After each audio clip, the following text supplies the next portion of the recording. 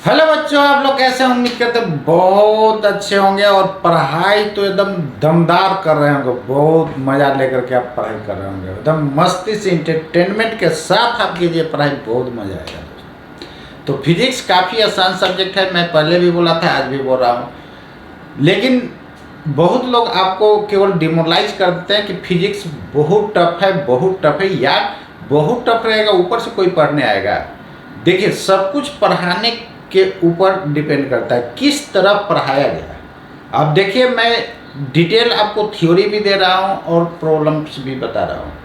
तो यदि आप कंसेप्ट आपके पास रहेगा तो हर हाल में दुनिया का कोई भी क्वेश्चन आप दोस्तों बना सकते हैं।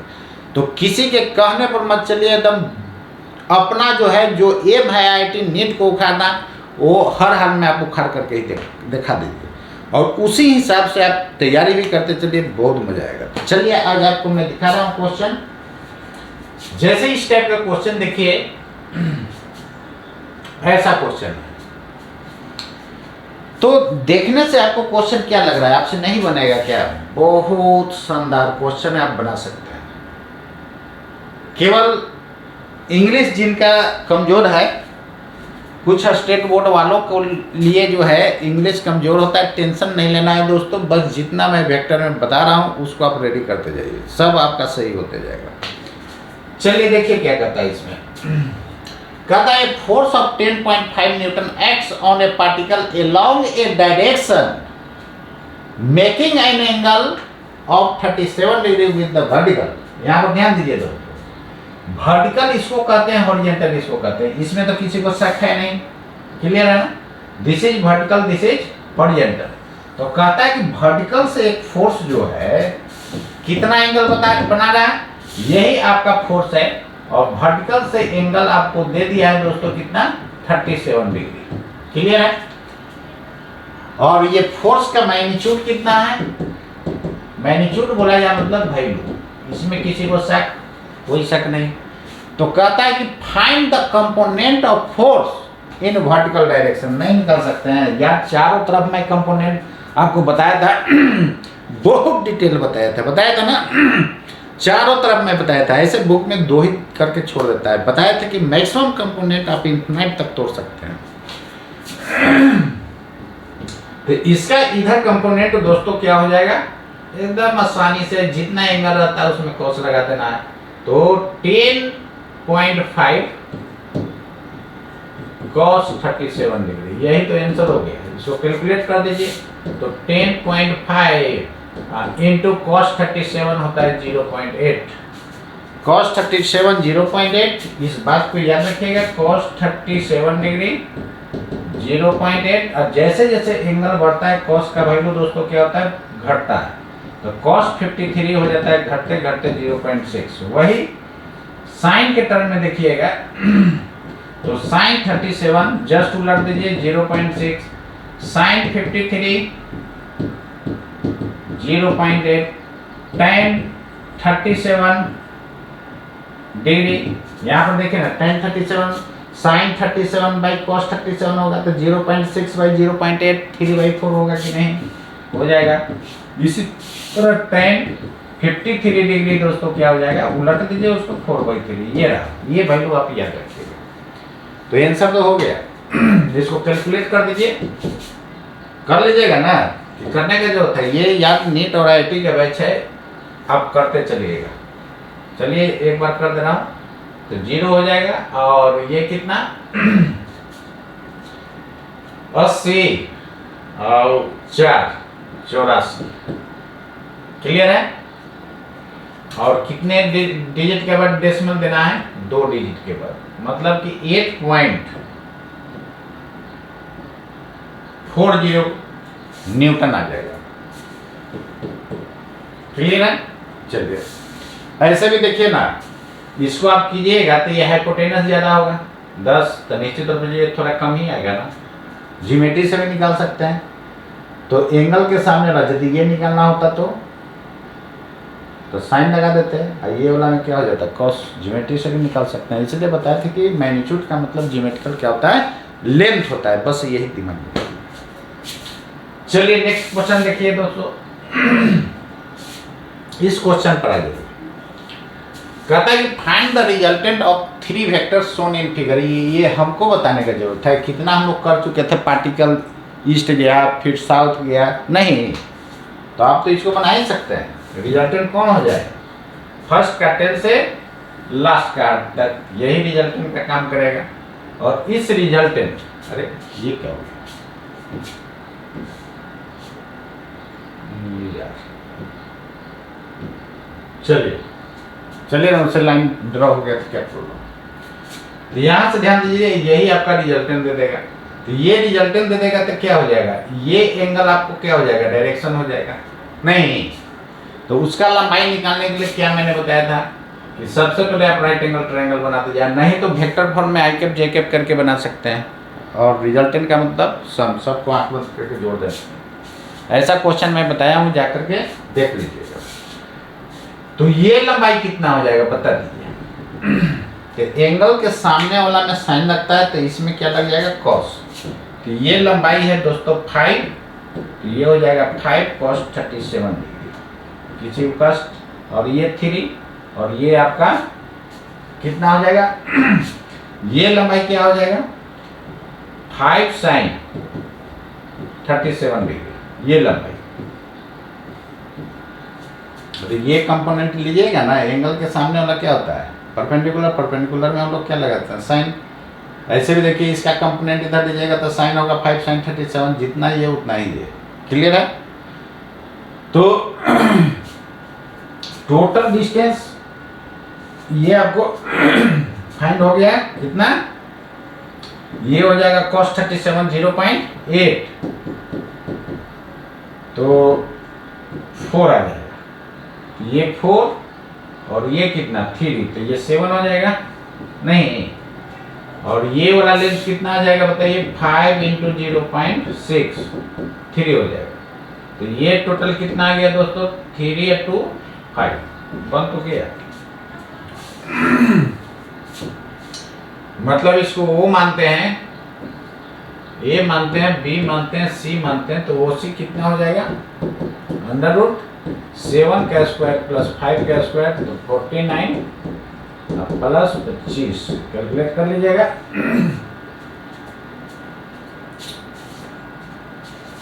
डायरेक्शन निकालना हो तो tan थीटा क्या हो गया, गलत की 5/7, तो थीटा बराबर tan इनवर्स 5/7, क्लियर है ना।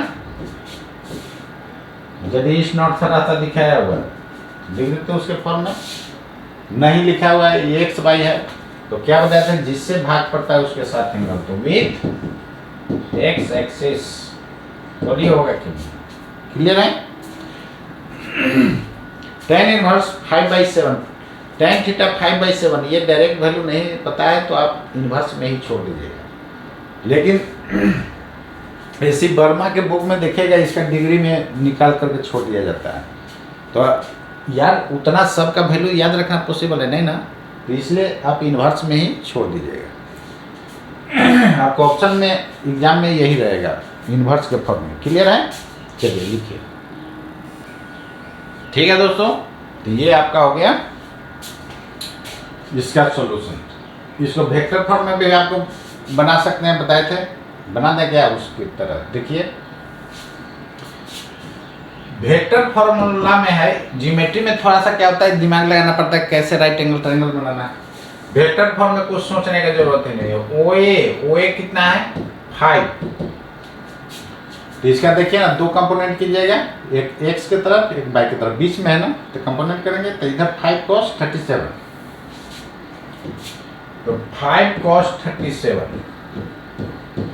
प्लस 5 sin 37, क्लियर है। ऐसा क्यों, क्योंकि 2 पार्ट में जोड़े थे, दोनों पार्ट को जोड़े तो फिर देगा कि नहीं, कंपोनेंट में बताए थे।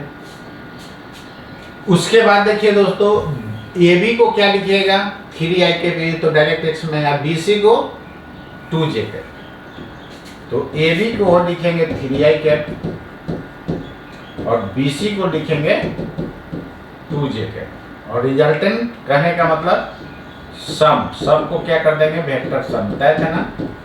रिजल्टेंट जब ही डिमांड करेगा तो सबको क्या कर देना है, बंद करके जोड़ देना है। तो सब का वैल्यू पुट कीजिएगा दोस्तों, तो कितना हो जाएगा, OC should be equal to, I को एक साथ कर दीजिए तो 3 प्लस 5 cos 37, तो 5 इंटू 0.8, आई कैप जे वाला को जोड़ दीजिए तो कितना हो जाएगा, 2 plus 5 cos 37 0.6, this is J cap. Clear, ये हो जाएगा 4 और 3 7 आई कैप और प्लस 6 5 30 3 हो जाएगा, 3 और 2 5 जे कैप। ये रहा आपका OC। इसका मैग्नीट्यूड यदि दोस्तों निकालना है तो सीधे OC निकालेंगे तो अंडर रूट क्या बताया था, आई के कोफिशिएंट का स्क्वायर प्लस जे के कोफिशिएंट का स्क्वायर, वही आया कि नहीं आंसर, सेम आया। मीटर tan थीटा निकालिएगा तो 5/7, बताए थे कि यदि एक 16 से भाग दीजिएगा तो विथ एक्स एक्सिस, बाई वाला से भाग देते तो विथ बाई एक्सिस। यहाँ से theta is equal to tan inverse 5/7 with X axis. यही यदि आप उलट करके कर देते 7/5 तो विथ बाई एक्सिस हो जाता। क्लियर है ना। चलिए तो ये नोट कीजिए, धड़ाक से नोट कीजिए फटाफट, एकदम चुटकी में उड़ा करके एकदम दर्द देना। देखिए बहुत मजा आया होगा, देख लिए। चलिए मजा आएगा ना। नेक्स्ट क्वेश्चन देखिए, अरे कुछ है फिजिक्स से। ये क्वेश्चन देखिए 3rd नंबर क्या कहता है, the sum of 3 vectors shown in figure. Sum बोला जाए मतलब क्या दोस्तों, रिजल्टेंट इज 0। कहता है कि 3 वेक्टर का रिजल्टेंट 0 है, तीनों वेक्टर का रिजल्टेंट क्या है, 0, मतलब net 0। Find the magnitude of vectors OB and OC। OB और OC का मैग्नीट्यूड फाइंड करना है। तो एक तो वेक्टर फॉर्म से बना सकते हैं, नहीं तो डायरेक्ट कंपोनेंट से भी बना सकते हैं। कैसे, हम दोनों तरीका बता दे रहे हैं, जो आपको अच्छा लगे उससे बनाइएगा। तो चलिए पहले वेक्टर वाला आपको मैं बता दे रहा हूँ। इधर x है इधर y है, तो OC इज इक्वल टू दोस्तों क्या लिखिएगा, एक कंपोनेंट इधर होगा दूसरा इधर होगा, तो इधर कंपोनेंट सब का मैग्नीट्यूड ये मान लीजिए, ये दोनों का सेम है कि अलग अलग है। Find the magnitude of vector, अलग अलग है जी। तो ऐसा कीजिए ना, अरे यार इसको एज इट इज रहने दीजिए,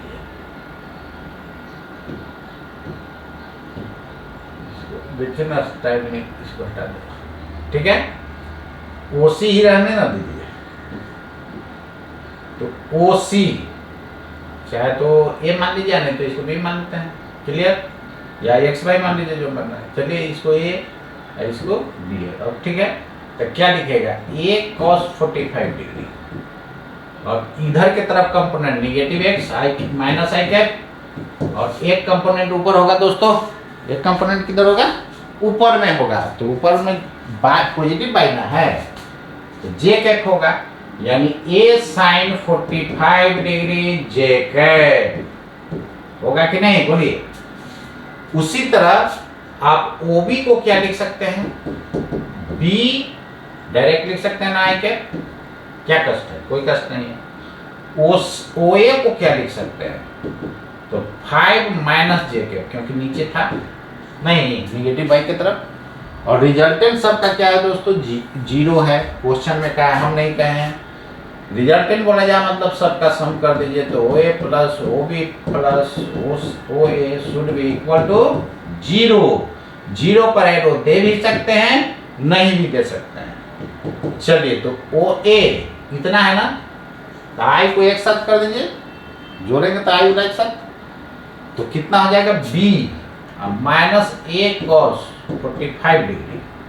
अरे माइनस को छोटू आगे कर दिए, आई कैप जे वाला देखिए, ये है और ये है, तो प्लस A और क्या हो जाएगा, A sin 45 degree minus 5 J cap होगा कि नहीं, बोलिए ना होगा कि नहीं। इसमें से यार इसको माइनस कर देंगे तो होगा ना, is equal to zero, zero को zero I cap plus zero J cap लिख सकते हैं कि नहीं? जीरो में हाथी भी गुना करते हैं, जीरो हो जाता है। चलिए अभी यहाँ पर आई के कोफिश दोनों तरफ बराबर तभी ना होगा जब आई वाला के बराबर होगा, जे वाला के बराबर होगा। ये कौन बड़ी बात है? तो आई वाला आई के बराबर दोस्तों, जे वाला जे के बराबर। क्लियर है? आपके पास अननोन्स कितना था? ए और बी। जितना अननोन्स होता है उतना इक्वेशन होना चाहिए, ये बात याद रखिएगा। जितना अननोन्स होता है दोस्तों उतना ही क्या होना चाहिए? इक्वेशन होना चाहिए। जितना अननोन्स उतना ही इक्वेशन। तो आज नकल सुलभ होगा, लेकिन जब जितना अननोन्स है और उससे कम इक्वेशन आ गया तो आज या कल का जिंदगी में आपसे नहीं सुलभ होगा। तो चलिए देखिए, तो यहां से b माइनस ए कॉस 45 कितना होता है?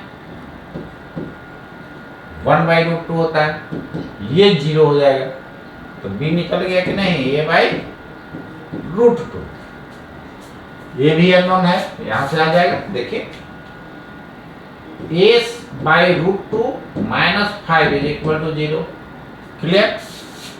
इसको हम लोग क्या बोलते हैं? इक्वेटिंग कोफिशिएंट्स ऑफ, एक बार लिख दे रहे हैं, बारी बारी नहीं लिखेंगे। इक्वेटिंग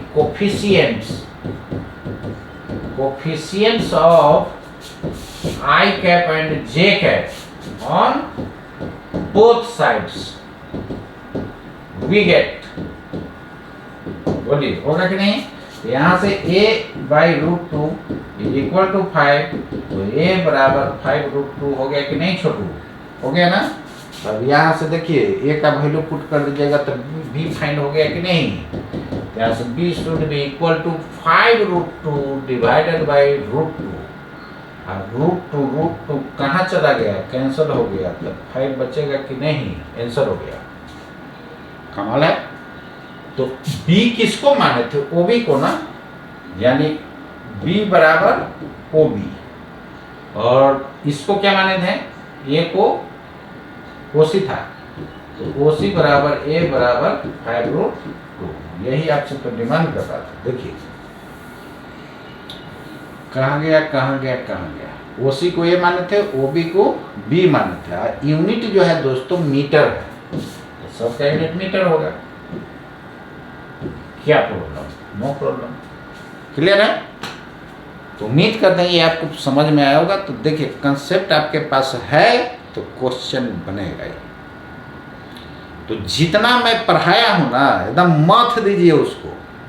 जैसे देखते हैं कुआं पर जो है प्लास्टर पर दाग हो जाता है रस्सी से, तो आप भी इसमें दाग छाप दीजिए, बनेगा कैसे नहीं। क्लियर? नेक्स्ट क्वेश्चन ये रहा आपके। अरे कहां चल गया भाई? नहीं है ना? ओके, खाली हो गया है, डिलीट हो गया। एक सेकंड, तो चलिए ना हम अगला क्वेश्चन बना देते हैं, फिर उस पर आएंगे। ये देखिए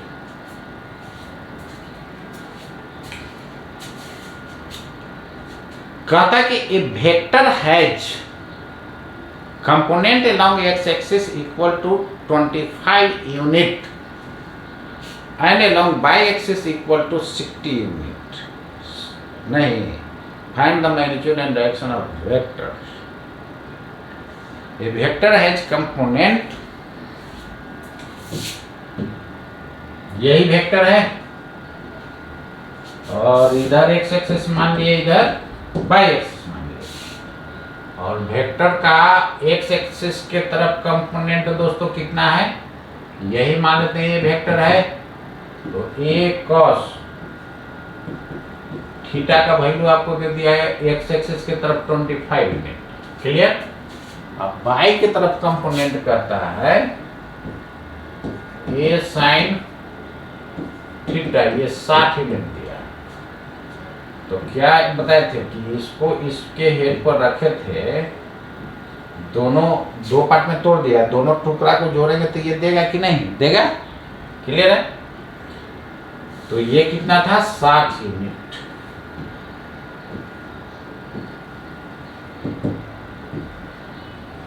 यूनिट नहीं है, यूनिट की जगह यहाँ पर कुछ हो सकता है, इसलिए यूनिट लिखा है क्वेश्चन में, तो यूनिट के टर्म नहीं दे देना है। तो ए का वैल्यू कितना, हाइपोटेनस का लंबाई नहीं निकल जाएगा। ये या 60 दिया हो, ये 25, तो ये बराबर कितना, अंदर 25 का स्क्वायर प्लस 7 का स्क्वायर, बंद हो गया। इतना यूनिट निकाल लीजिएगा। Direction tan theta is equal to 25, sorry ये कितना था, 60 था, तो 60 डिवाइडेड बाई 25 भाग कर दीजिएगा, कितना हो जाएगा 12, ये 5, अरे 5 5 25, 12 5 60, 5 5 या 25 और 12 5 या 60, क्लियर। तो थीटा बराबर tan इनवर्स, डायरेक्शन भी पूछ रहा था ना, 12/5, और 1/, के टर्म में है तो किससे भाग दिए आप, 1/16 से भाग दिए, तो विथ एक्स एक्सिस। आप बाई एक्सिस के टर्म में भी डायरेक्शन निकाल सकते हैं, केवल ये उलट जाएगा 5/12, तो विथ हो जाएगा बाई एक्सिस। किसी को मन करेगा कि नहीं हम नॉर्थ ईस्ट में डायरेक्शन दे दीजिए, इधर ईस्ट दिखा दीजिए, ऊपर डायरेक्शन आप कई तरह से लिख सकते हैं, बताया था ना कि किसी भी रेफरेंस लाइन से आप डायरेक्शन दे सकते हैं। यदि ये डायरेक्शन लेना होता तो आप आंसर ये भी दे सकते थे, तो आंसर ये भी हो सकता है, ये भी हो सकता है, ऑप्शन में कोई डाल सकता है आपका। tan इनवर्स दोस्तों 5/12 विथ बाई एक्सिस। नहीं, किसी को मन होगा कि नहीं हम नॉर्थ ईस्ट में दें, दे न दीजिए, क्या प्रॉब्लम है, लेकिन दिखाना होगा इधर ईस्ट वेस्ट नॉर्थ साउथ। तो यहाँ पर ध्यान दीजिए, इधर ऊपर हो गया दोस्तों क्या, नॉर्थ हो गया, इधर ईस्ट, तो ईस्ट के साथ एंगल बनता है, जिसके साथ एंगल बनता है उसको किधर रखते हैं, लास्ट में, तो नॉर्थ ऑफ ईस्ट लिखिएगा कि नहीं, बोलिए। तो यहाँ से tan थीटा, सॉरी थीटा बराबर कितना लिखिएगा, सब वही रहेगा, tan इनवर्स 12/5 और नॉर्थ ऑफ ईस्ट, और ये पलट देंगे तो हो जाएगा ईस्ट ऑफ नॉर्थ, क्लियर। तो इतने तरह से डायरेक्शन दे सकते हैं, कोई भी दे दीजिए। चलिए नेक्स्ट, पूरा आपका कंसेप्ट क्लियर कर दिए। ये नंबर देखिए, क्वेश्चन कहता है कि find the resultant of 3 vectors, तीनों वेक्टर दोस्तों दिया हुआ है, ओ A O B O C है, shown in figure. Radius of circle is R, तो लेंथ क्या बताता है, मैग्नीट्यूड बताता है कि नहीं, तो सबका मैग्नीट्यूड दे दिया है आर, इसका मतलब यही हुआ नहीं, तो चाहे तो कंपोनेंट करके निकालिए, या नहीं तो आई कैप जे कैप में लिखिए, वेक्टर फॉर्म में कैसे निकाले बोलिए। चलिए देखिए, कंपोनेंट फॉर्म में निकालते हैं, पहले वेक्टर फॉर्म निकाल देते हैं। वो ए क्या लिख सकते हैं, इधर आप मान लीजिए एक्स एक्सिस दोस्तों, इधर मान लीजिए वाई एक्सिस, तो वो ए को लंबाई है R, direction I cap. O B को क्या लिख सकते हैं, R cos 45 degree I cap, एक कंपोनेंट इधर एक कंपोनेंट इधर, आर साइन, जिसके साथ एंगल बनेगा उसमें कॉस लगा दीजिएगा, और परपेंडिकुलर में साइन, आर साइन 45 डिग्री, याद रखिएगा, जिसके साथ एंगल उसमें कॉस और परपेंडिकुलर में साइन, क्लियर है। आप इधर कॉस भी ले सकते थे क्योंकि ये एंगल दिया हुआ है, जिसके साथ एंगल बनेगा ना वो एंगल लीजिएगा तो कॉस में लिखना है। यहां पर देखिए इसके साथ एंगल बना है तो कॉस, आप परपेंडिकुलर में क्या लगा देंगे, साइन, आर साइन 45 डिग्री, क्या लिखिएगा, जे कैप। ओसी को क्या लिख सकते हैं दोस्तों, आर जे कैप। और कहता है रिजल्टेंट ऑफ 3 वेक्टर्स, तो रिजल्टेंट का मतलब आंख बंद करके सबका वेक्टर सब निकाल दीजिए, हो गया, बन गया। तो रिजल्टेंट कितना हो जाएगा, ओ A plus O B, resultant का मतलब सबको सम कर दिए, तो कितना हो जाएगा दोस्तों, आई को एक साथ r plus r by root two I cap, ये दोनों को जोड़ दिए, ये j को j के साथ r plus r by root two j cap. याद कीजिए जब x coordinate y coordinate same होता था तो मैग्नीट्यूड निकालने के लिए इसका मैग्नीट्यूड का मतलब लेंथ निकाल देना है, तो अंडर रूट आई वाला का स्क्वायर प्लस जे वाला का स्क्वायर। अब दोनों जब सेम रहता है यही लिखिएगा ना, आर बाई आर प्लस, जब दोनों सेम होता है तो रूट टू से एक में गुना कर देते हैं, अरे ए स्क्वायर प्लस ए स्क्वायर तो रूट टू ए नहीं होगा, बन गया, ये मैग्नीट्यूड हो गया। तो मैग्नीट्यूड कितना हो जाएगा दोस्तों, रूट टू एलसीएम लीजिएगा तो रूट टू और plus one into R common कर लिए, रूट टू कैंसिल हो गया, क्लियर है। और आर को क्या कर लिए कॉमन, ये मैग्नीट्यूड। डायरेक्शन निकालना हो तो दोनों सेम है, मतलब बीचों बीच X coordinate Y coordinate same है, मतलब बीचों बीच, यानी थीटा बराबर tan inverse by by X तो 1 हो जाएगा। अरे यार, डायरेक्शन जब निकालिएगा तो tan theta equal two by by X, तो दोनों सेम है तो 1 आ जाएगा। थीटा किसका वैल्यू होता है 45 डिग्री, किसके साथ, विथ एक्स एक्सिस, आंसर हो गया। इसको ऐसे भी लिख सकते थे, डायरेक्शन विथ ओए वेक्टर, एक्स एक्सिस इधर ही ना माना है, तो आप इसको ऐसे भी लिख सकते थे। देखिए डायरेक्शन कई तरह से लिखा जाता है, इसलिए आंसर में डायरेक्शन मैच कर भी सकता है, नहीं भी कर सकता है, तो ऐसा मत समझिए कि वो गलती है। कई तरह से निकाल सकते हैं, हो सकता है दूसरे तरह से निकालो, लेकिन मैग्नीट्यूड सेम रहेगा दोनों। 45 डिग्री किसके साथ, विथ ओए वेक्टर, ये भी लिख सकते हैं। ईस्ट नॉर्थ से दिखा देंगे तो उससे भी लिख सकते हैं, तो क्या हो जाएगा फिर, डायरेक्टली बीचों बीच जाएगा, इधर ईस्ट ऊपर नॉर्थ, तो नॉर्थ ईस्ट याद कीजिए, बताए थे जब बीचों बीच लाई करता था तो क्या लिखते थे, नॉर्थ ईस्ट डायरेक्ट लिखते थे या नहीं लिखते थे। तो चलिए दोस्तों, ये आपको समझ में आ गया होगा, बढ़िया से इसको आप रेडी करते जाइए, जितना मैं क्वेश्चन करवा रहा हूँ उसको आप करते जाइए। ये आपका एससी वर्मा में भी क्वेश्चन मिलेगा, बनाइएगा तो छुटकी में उड़ा दीजिएगा। लेकिन एससी वर्मा वाला में देखिएगा, एससी वर्मा में ये सब क्वेश्चन मिलेगा, तो एससी वर्मा साहब इसको क्या किया ना, काफ़ी लॉन्ग कर दिया है, तो वैसे फिर आईआईटी नीट में अच्छा रंग कैसे आ पाएगा, काफ़ी लॉन्ग कर दिया। देख लीजिएगा मेरा सॉल्यूशन छोटा मिलेगा, और आईआईटी नीट के लिए ज़रूरी है, उसमें काफ़ी बेवजह का लॉन्ग कर दिया है। कई क्वेश्चन ऐसा दिखाएंगे ना, फालतू का लॉन्ग किया हुआ है। चलिए नेक्स्ट देखिए, इस क्वेश्चन को देखिए, ये बनाना पड़ेगा कि बन जाएगा। चलिए देखिए, ऐसा भी आपको क्वेश्चन मिलेगा, कहता है इसमें कि the resultant of O A and O B is, resultant क्या मतलब, sum is perpendicular to O A. O A यही हुआ दोस्तों, नहीं क्लियर है, और ओ बी रिजल्टेंट क्या है, the resultant of O and O B perpendicular to O A.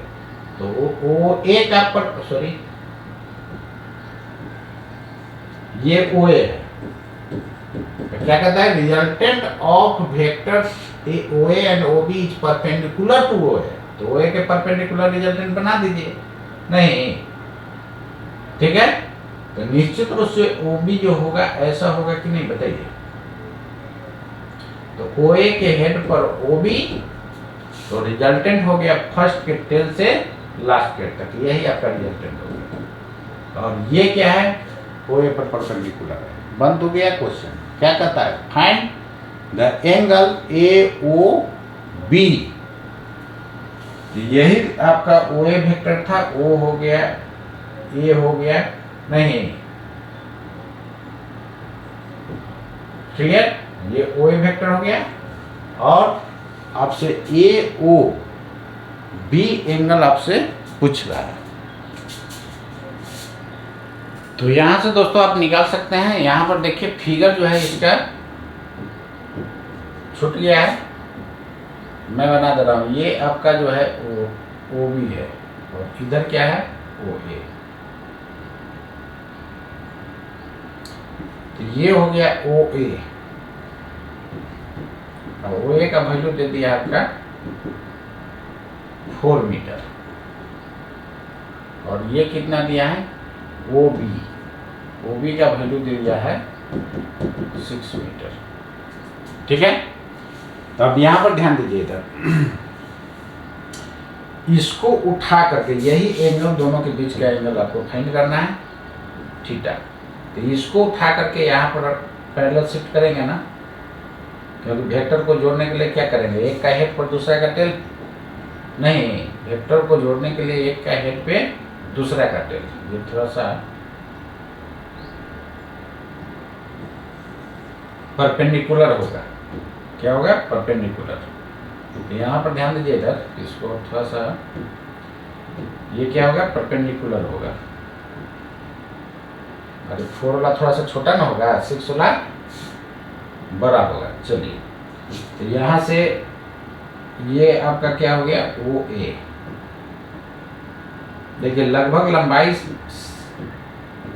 Same लेना है, ये न कि 4 वाला बड़ा कर दीजिएगा 6 वाला छोटा कर दीजिएगा, तो फिर गलती हो जाएगा। यहाँ पर देखिए, अब इसको पैरेलल उठाएंगे यहाँ पर,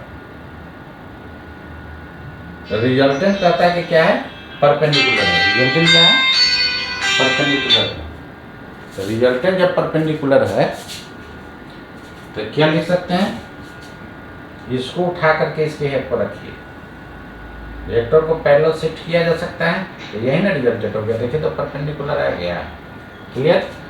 यही ओ ए था, इस ओ बी को शिफ्ट कर दिए यहाँ, क्लियर। ये रहा ओ बी, बोलिए कोई दिक्कत। तो ये एंगल 90 है और ये एंगल थीटा है, ये दोनों पैरेलल लाइन है। तो पैरेलल लाइन है तो क्या होगा, ये एंगल और ये एंगल दोनों का सम कितना होता है, 180 होता है। तो निश्चित रूप से ये 180 डिग्री या माइनस क्या हो जाएगा, थीटा हो जाएगा, क्योंकि ये पूरा थीटा है नहीं। तो ये एंगल कितना हो जाएगा, 180 डिग्री माइनस थीटा। एक ही फिगर से बन जाता है, इसको बनाने की जरूरत ही नहीं था। तो यहाँ से क्या लिखिएगा, देखिए ये लंबाई आपको 6 दे दिया है, ये दे दिया है 4, ठीक। तो cos 180 डिग्री माइनस थीटा जो है क्या लिख सकते हैं, बेस बाय हाइपोटेनस, एंगल के सामने वाला परपेंडिकुलर होता है। तो बेस हो गया 4 और बाय हाइपोटेनस 6, 2/3 आ जाएगा। cos 180 minus theta minus cos theta होता है दोस्तों, तो माइनस ये कितना हो जाएगा 2/3। यहाँ से cos थीटा बराबर माइनस 2/3, तो थीटा बराबर cos इनवर्स माइनस 2/3। ये रहा आंसर, क्लियर है, ठीक है ना। चलिए, तो यहाँ पर ध्यान दीजिएगा, थीटा का वैल्यू cos थीटा निगेटिव आया। निगेटिव कब होगा, जब 90 से बड़ा और 180 से छोटा। देखिए तो ये 90 से बड़ा 180 से छोटा एंगल दिख रहा है, क्लियर है।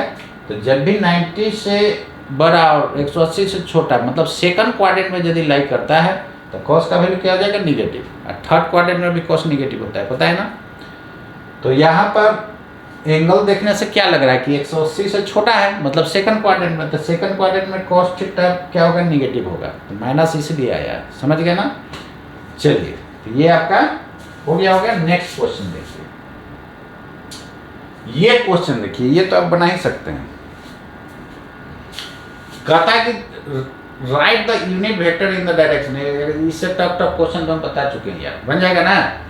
छोटे क्या हो जाएगा, यूनिट वेक्टर जितना वेक्टर उसमें मैग्नीट्यूड से भाग, तो ए वेक्टर डिवाइडेड बाय ए का मॉडुलस कितना हो जाएगा, 5i cap plus j cap minus 2 cap. आपको मैंने बताया था कि आई कैप, जे कैप, के कैप को केवल एरो दे करके भी लिख सकते हैं। देखिए एरो दिया हुआ है, क्लियर है? तो यूनिट वेक्टर जो है आई कैप जे कैप के कैप रहेगा तो उसको हम लोग एरो दे के भी लिख सकते हैं, यूनिट वेक्टर ही वो रहता है। ठीक है, डिवाइडेड बाय मैग्नीट्यूड बताए थे ना, बताया होगा कि आई कैप जे कैप के कैप को ऐसे भी लिख सकते हैं एरो दे करके। क्लियर? कितना हो जाएगा 25, 5 का स्क्वायर 25, आइए 1 का स्क्वायर 1, आइए -2 का स्क्वायर 4, ये जो आएगा आंसर हो जाएगा, यानी 25 और 4 29 है 130, आंसर हो गया। क्लियर है? चलिए इसको सोल्व कर लीजिएगा। इसके बाद एक आध गो तो आप बनाइए, इसको बनाइएगा, ऐसा क्वेश्चन तो बताइए। क्या कहता है? Magnitude of vector O A O B O C in figure इतना आर इक्वल, सबका मैग्नीट्यूड ए ले लीजिएगा, ए कहता है कि फाइंड द डायरेक्शन। तो यार इसको कंपोनेंट में तोड़ लेना है, तो ये आई कैप के टर्म में हो जाएगा, ये जे कैप के टर्म में, ये माइनस आई कैप के टर्म में, ये जे कैप के टर्म में, ये आई कैप के टर्म में, इधर माइनस जे कैप के टर्म में। रिजल्टेंट का मतलब सबका जोड़ देंगे, और जोड़ेंगे तो वहाँ से आई को एक साथ, जे को एक साथ, और tan थीटा निकालिएगा तो बाई बाई एक्स लिखते हैं तो विथ एक्स एक्सिस लिखेंगे, बाई वाला से यदि भाग देते हैं तो विथ बाई एक्सिस, ये बन जाएगा आपसे। चलिए तो ये मैं छोड़ दे रहा हूँ। तो उम्मीद करते हैं क्या बना दें, चलिए ना देख लीजिए, बना देते हैं। अरे कुछ तो आप बनाइए। ये मैग्नीट्यूड ए है, मान लिए तो क्या लिखेगा? रिजल्टेंट का मतलब सम, सबको जोड़ देना है। तो ओ ए पहले लिखिए, क्या लिखेगा? A cos 30 degree I cap plus A sine 30 degree J cap, क्योंकि एक कंपोनेंट इधर एक कंपोनेंट इधर। अभी इसको तो कर दिए काम, अब इसका दो कंपोनेंट कीजिए। तो वो भी कितना हो जाएगा दोस्तों?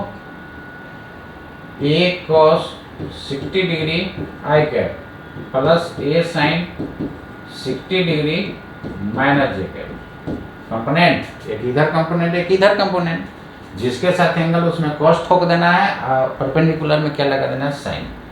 एकदम बहुत आसान है। इसको भी जिसके साथ एंगल इधर cos है इधर साइन, तो ए cos 45 डिग्री और इधर की तरफ माइनस आई कैप, और ऊपर हो जाएगा ए साइन 45 डिग्री जे कैप। अब तो बन जाएगा ना रिजल्टेंट, सबका आंख बंद कीजिए और सबका सम कर दीजिए। O A plus O B plus O C, I को एक साथ कर दीजिएगा, जे को एक साथ कर लीजिएगा। ठीक है, और फिर बाई बाई एक्स कर देंगे तो क्या हो जाएगा? एक्स के साथ एंगल दे देगा। क्लियर है? इसको बनाइएगा। चलिए तो उम्मीद करते हैं दोस्तों ये आपको समझ में आया होगा, और इसको बारी बारी प्रैक्टिस कीजिए और देखिए बहुत आसानी से आप क्वेश्चन को बना सकते हैं। तो कंसेप्ट लाना बहुत ज़रूरी है। तो उम्मीद करते हैं दोस्तों आप लोग सबको शेयर कर रहे होंगे, गरीब हो अमीर हो, एकदम बिना एक धर्म निरपेक्ष होता है, मतलब कोई धर्म से लेना देना नहीं, एकदम निष्पक्ष होकर के सबको देना है। हिंदी हो, मुस्लिम हो, ईसाई हो, गरीब हो अमीर हो, सब भाई भाई है यार, सबको दीजिए और सबको फायदा होना चाहिए। तो उम्मीद करते हैं दोस्तों ये आपको बहुत मज़ा आया होगा, और इसको बारी बारी आप प्रैक्टिस कीजिए। जैसे कुआं पर दाग हो जाता है रस्सी से, उसी तरह अपना दिमाग में भी दाग बैठा देना है, और फिजिक्स काफ़ी आसान हो जाएगा आपके लिए। तो मिलते हैं नेक्स्ट क्लास। आज के लिए इतना ही। जय हिंद, जय भारत, नमस्कार।